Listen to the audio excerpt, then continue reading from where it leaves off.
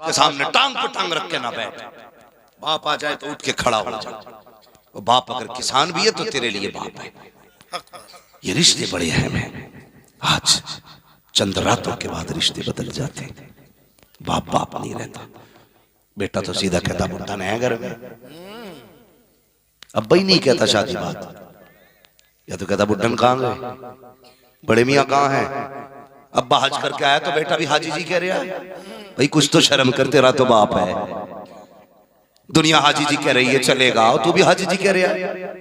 मेरा बेटा मुझसे कहे मुफ्ती साहब क्या हाल है? अबरार भाई अगर अब्दुल्ला तुमसे कहे क्या हाल है मौलाना, तो कितनी दूरियां लगती हैं। रिश्तों में, लहजों में खुदा ने मोहब्बत रखी है। बेशक बेशक। अगर आप बाप को बाप कहते हैं ना तो आवाज भी लग जाती है और रिश्ते में खिंचाव भी पैदा हो जाता है। क्या बात है, क्या बात। माँ को माँ कहो ना तो आवाज भी हो जाती है और रिश्ते में मजबूती भी आ जाती है। और माँ को अगर औरत कहो ना, ये कुछ चीजें समझने वाली बातें जिन्हें हम नहीं समझते। कहता पता भाई तुम्हारे अब्बू कहाँ के, हाजी जी। सामने वाला तो कह रहा तुम्हारे अब्बू कहाँ, तो कह रहा हाजी जी। तेरे अब्बू कहाँ के प्रधान, तेरे अब्बू कहाँ के ठेकेदार अभी यहीं आते होंगे। और ससुराल जा रहा अस्सलाम वालेकुम अब्बू जान। वो इतना लंबा अब्बू जान हो गया है? इतनी जोर से अब्बू जान के सलाम करता, पूरे मोहल्ले को पता चल जाता फलां का दामाद आ गया। अब्बू अम्मी वो मुंह ही नहीं सूखता है, मुंह खुलता ही नहीं। शर्म कर यार, शर्म कर। चल वो भी माँ बाप है, लेकिन इन्हें प्रधान मत कह, इन्हें भी अब्बा कह। क्या अंदाज है। गलत कह रहा हूं मैं, सच्ची बात है ना। अल्लाह की कसम जो सुकून बाप कहने में आता है ना, वो किसी चीज में नहीं आता। बेशक बेशक। कभी अपनी माँ को कहना वो हाई जी की बीवी रोटी देना जरा, बता रोटी मिलेगी कि चिमटा, बोलो। दो ही चीजें मिलेंगी, या चिमटा या पोटली। तो ये थोड़ा ख्याल करो रिश्तों का। अब्बा है तो अब्बा कहा करो, माँ है तो माँ कहा करो। इनके कान तरस जाते कोई हमें बाप कहे। बेशक बेशक। जिन पे औलाद नहीं होती ना, वो इसी जुमले के लिए रोते। अल्लाह ऐसा, अल्लाह एक बेटा दे दे जो हमें बाप कह के आवाज दे। जवानों, अल्लाह करे सबके सरों पे सेहरे बंधे, जिनके नहीं बंधे हैं आमीन। हाँ, और जिनके बंध गए हैं अल्लाह उनके सेहरों की बहारें सलामत रखे। आमीन। अल्लाह उनकी बीवियां सलामत रखे। आमीन। इस बात पे कोई आमीन नहीं कह रहा, बीवियां सलामत रखे। ज्यादा ही चले बुने बैठे हो क्या भाई? है अल्लाह जोड़े सलामत रखे। आमीन। ये याद रखना। मैं ये बात भी तजर्बे से कह रहा हूँ, लोगों ने मुझे बताया, हजरत 80-80 साल के बुड्ढों ने बताया। कहने लगे अल्लाह ने जो बरकत पहली बीवी में रखी है ना, बुरा ना मानना भाई किसी की तीसरी चौथी हो तो, हाँ तीसरी चौथी वाले नाराज ना, बस मैं एक बात बता रहा हूं, अल्लाह ने जो बरकत पहली बीवी में रखी है ना, वो तीसरी चौथी में नहीं। ये कौन बोला बात? अल्लाह सलामत रखे भाई। कुछ जुमले बड़े तजर्बों से बोले जाते हैं भाई, अल्लाह आपको सलामत रखे। मैं तो वो कहने लगे मौलाना, उनकी बाल सफेद थे, कहने लगे मेरी पहली बीवी थी, उनका इंतकाल हो गया, मैंने दूसरी बीवी से, दूसरी औरत से निकाह किया। कहने लगे मैं जब 35 साल का था तब मैंने 16 साल की लड़की से निकाह किया। कहने लगे लेकिन आज तक ना, ये खिदमत तो बहुत करती है लेकिन याद पहली बीवी की आती है। अल्लाह अकबर, पहली बीवी की याद आती है। तो ये अल्लाह से दुआएं मांगा करो ना, अल्लाह पहले जोड़े को सलामत रखे। ये बड़े मुश्किल काम होते हैं, दूसरे निकाह जो होते हैं बड़े मुश्किल काम होते हैं। हालांकि करने चाहिए, 3-4 तक इस्लाम में इजाजत दी है। कई मौलवियों ने मुझसे कहा भाई इसमें भी तो तकरीर कर कि 4 बीवियां होनी चाहिए। भैया जिसके पास दम हो तो कर ले, है रोटी खिला पिला सकता है तो कर ले, मना थोड़ी। हम तो कह रहे हैं बड़ी अच्छी बात है, इस्लाम ने तो शुरू ही 2 से, कुरान तो कहता ही 2 से है, शुरुआत 2 से हुई है। तू एक लिए घूम रहा है, क्यों ना घूमे बेचारा? पूरे दिन तो जिंदगी ठलुआपन में गुजार दी, चुराव पे गुजार दी, न करने के न खाने के। कहते मौलाना एक जब से आई मुसीबत आ गई, मशवरे देने वाले लोग मिलेंगे आपको कि बेटे बड़ी बुरी जिंदगी है निकाह के बाद, कहते हैं ना लोग, समझ लेना ये सबसे बड़ा ठलुआ है, सबसे बड़ा निकम्मा है जो ये कहे शादी के बाद की जिंदगी बड़ी बुरी है, समझ लो निकम्मा है।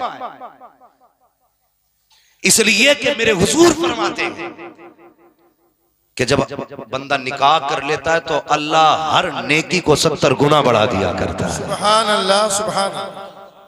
और इंसान मुकम्मल ही तब होता है जब निकाह कर लेता है। जब निकाह के बाद मुकम्मल है तो निकम्मे ठल्ले, तो उससे किसने कह दिया निकाह के बाद जिंदगी मुसीबत? निकाह के बाद जिंदगी बड़ी पुरसुकून होती है, बेशक बड़ी पुरसुकून होती है। बेहतर करो, हालात बेहतर करो, लेकिन शर्तें थोड़े निकाह भी सस्ते कर लो। है मुखिया का पोता हूं, 10 लाख से कम नहीं लूंगा। ले जी भाई, इससे कम नहीं लेना मुझे भाई, 10-15 लाख तो चल जाएगा। असरार भाई बैठे नहीं, अल्लाह सलामत रखे भाई। तुम सुभान अल्लाह भी मत कहो चाहे, लेकिन मेरे सामने बैठे रहो, अल्लाह सलामत रखे। ये बड़े करीबी रिश्तेदार हैं मेरा, इनसे हंसने का भी एक रिश्ता है। हाँ ये मामला है, वैसे अल्लाह सलामत रखे इस पूरे परिवार को। बड़े अच्छे लोग हैं और यूं तो पूरा हाजीपुर बड़ा अच्छा है। एक ही बैठा था कि हाजीपुर का 19 सुभान अल्लाह भाई, बाकी तो नाराज होके बैठे। जरा खैरियत है ना आप लोग? खैरियत है? अल्लाह आपको सलामत रखे। दुआएं किया करो, अल्लाह हमारे रिश्तों में बरकतें दे, आमीन। अगर निकाह कर लो ना, मेरी एक बात याद रखना, अपनी बीवियों को सबसे पहला ये सबक बता दो भाई।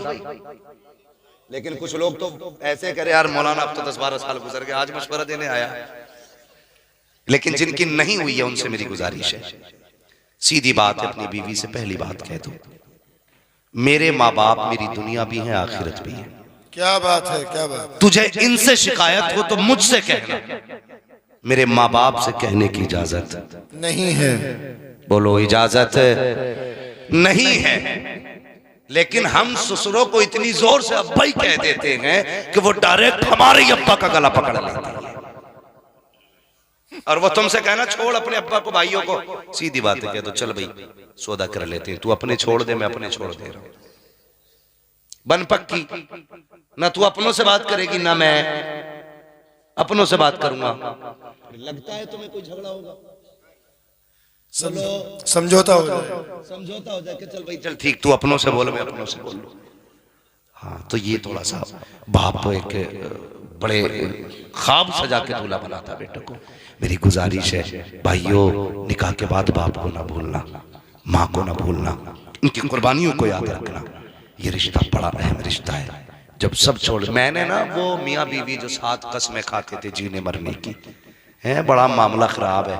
हमारी कौम चली है लव मैरिज करने पे, तबाही मच गई। हाँ और हमसे ही पूछ रहा फोन करके, मौलाना लव मैरिज करना कैसा है? मैंने क्यों, तेरा अब्बा ना है, तेरी अम्मा ना है, तेरा परिवार नहीं है क्या, बिल्कुल अकेला है? लावारिस है क्या? तो कहते नहीं वो इस्लाम में गुंजाइश तो होगी। मैंने इस्लाम में गुंजाइश देख रहा, नमाज भी तो फर्ज है, ज़कात भी तो फर्ज है, इसकी गुंजाइश ढूंढने आया यहाँ पे। इस्लाम ने मना किया है इन चीजों से। किन चीजों से? जिनसे अपनों की इज्जतें जाए, बेशक अपनों का वकार जाए, जिससे सोसाइटी में नाम उछले, उन कामों से मना किया इस्लाम ने भाई। वो तुमने देखा ना तौफीक वाला मसला है, उसने सरासर गलत किया, लव मैरिज के भूत चढ़े। और फिर उसके बाद नशा कैसे उतरा, 32 टुकड़े करके रखे फ्रिज में। आफ्ताब देख रहे हो ना न्यूज, आफ्ताब वाली 32 टुकड़े करके रखे। ओ खुदा के बंदे, मत कर लव मैरिज, अरेंज मैरिज कर। अल्लाह तेरे घर में भी बरकतें देगा, तेरी नस्लों में भी बरकतें देगा। हाँ नौजवानों, ये जदीद दौर की हवा में मत बह जाना, नया दौर है भाई, खुद मर्जी से चुनेंगे अपनी, मत चुन अपनी मर्जी से, बाप की मर्जी से कर ले। 19% भी होगी ना तेरी नजरिए से, 21 ना हो, अगर 19 भी होगी ना, उसे इज्जत से जगह दे दे। तो यहाँ इज्जत से जगह दे, बाप को इज्जत दे दे, अल्लाह क़यामत में तुझे इज्जत अता कर देगा। बेशक बेशक। हाँ नाराज ना हो ना। और ये फोन फान वाली फेंको एक तरफ, मशवरा दे के जा रहा हूँ, मशवरा दे के जा रहा हूँ। जिन लड़कियों को माँ बाप शोहर घर से निकाल देता है, उन्हें कौन सीने से लगाता है? बोले माशाल्लाह। सारे बोले कौन? बाप लगाता है ना। तो सबसे बड़ा हमदर्द कौन होता है बेटी का? बाप। क्या कोई बाप अपनी बेटी को ये इजाजत देगा कि निकाह से पहले किसी से 3 घंटे फोन पे लग के बात कर? नहीं। जो भी बेटी बात करती है छुप के ही तो करती होगी। देखो मैं तुम्हें गाली बकरे नहीं आया हूं, मैं सिर्फ समझाने आया।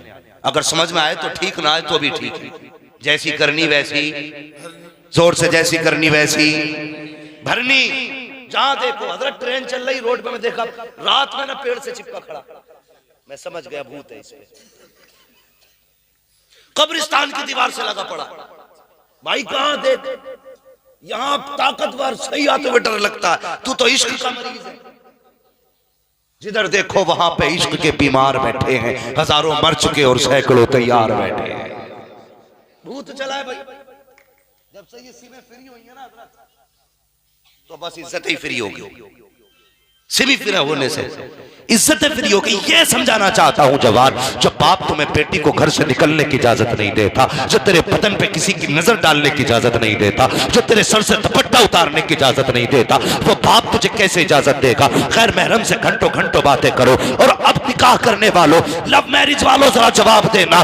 जिस बाप ने 18 साल खूने जिगर पिला के पाला, अगर ये बेटी उसकी ना हो सकी तो तेरी कैसे हो सकती है? अगर जिंदगी में बरकतें चाहते हो, आज तू पसंद आया तो बाप को छोड़ के चली आई, कल कोई और पसंद आ जाएगा, तुझे छोड़ के चली जाएगी।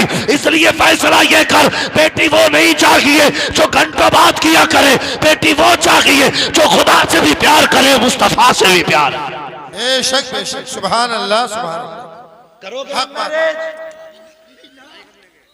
अरेंज मैरिज करना। हाँ, अल्लाह तौफीक दे हमारी कौम। और फोन सिर्फ जरूरत पे इस्तेमाल करो। आजकल तो फेसबुक पर रिश्ते हो रहे जी, फेसबुक पे। हाँ, और लोग बड़े चालाक हो गए, बिहाने के मुंह हो रहे हैं, दिखाने के मुंह हो रहे हैं। जब दिखाई गई तो हूर थी, निकाह में आई तो बस फिर क्या चुड़ैल थी। दे बाबा भाई, अपने माँ बाप को भेजो और सिर्फ ये मत दिखाया करो रंग रूप कैसा, ये भी दिखवा लिया करो। अब मजरा देख के आना, उसके माथे पे सजदों का नूर है कि नहीं, उसके लहजे में कुरान की खुशबू है कि नहीं, जब वो चलती है तो कनीज़े फातिमा लगती है कि नहीं, जब वो तुमसे बात करे तो ये देखना नजरें झुका के बात कर रही है या नजरें मिला के बात कर रही है। दुपट्टा कहाँ हो ये देखना। हमने ये तो नहीं देखा कि बेटी का दुपट्टा कहाँ था, उसका गले में दुपट्टा आया, कहने लगे बेटी एक नंबर है, बालों खुले थे, का बड़ी हसीन थी। नहीं प्यारे, हसीन वो नहीं होते हैं जिनके सर पे हया की चादर नहीं होती है, हसीन वो नहीं होते हैं जिनके बदन पे शर्म का लिबास नहीं होता है, हसीन वो नहीं होते हैं जिनके गलों में दुपट्टे पड़े होते हैं, हसीन वो होते हैं जिनकी नजरें हया से झुकी होती हैं, हसीन वो होती है जो कनीज़े फातिमा नजर आती है, हसीन वो होती है जो हया के लिबास में लिपटी हुई हो। अरे हसीन वो नहीं है जिसे लोग मुड़ मुड़ के देखा करें, हसीन वो होती है जिसे फरिश्ते भी छुप छुप के देखा करें। क्या बात है, नाराए तकबीर, नाराए रिसालत। शादी के बाद अपने माँ बाप को नाराज नहीं करना है, नाराज बीवी से 2 ही सौदे करने जो मैंने बताया।